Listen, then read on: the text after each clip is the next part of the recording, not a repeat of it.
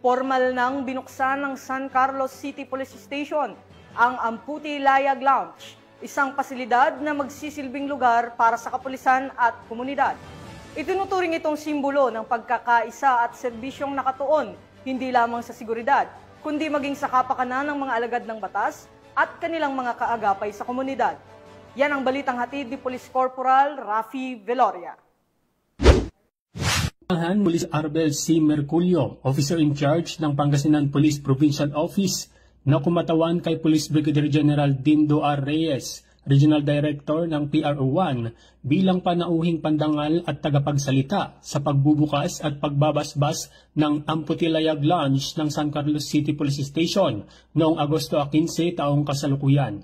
Naisakatuparan ang proyektong ito sa inisyatiba ni Police Lieutenant Colonel Eliazar C. Idolmo, Hepe ng San Carlos City Police Station at sa suporta ng lokal na pamahalaan ng San Carlos City, kung saan nirenovate at mas pinaganda pa ang mess hall at kusina ng istasyon bilang pagpapakita ng malasakit sa kapakanan at moral ng mga tauhan nito.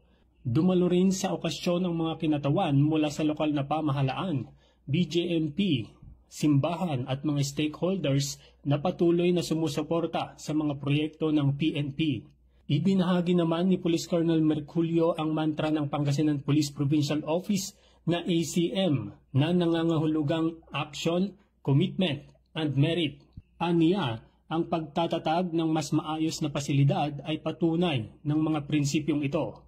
Aksyon sa pagpapabuti ng lugar ng trabaho, commitment sa kapakanan ng mga tauhan, at merit sa pagpapanatili ng kahusayan sa paglilingkod.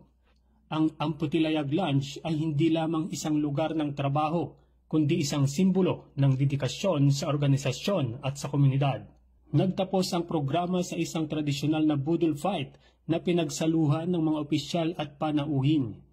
Higit pa sa pagkain, ito'y naging simbolo ng pagkakaisa, pagkakaibigan at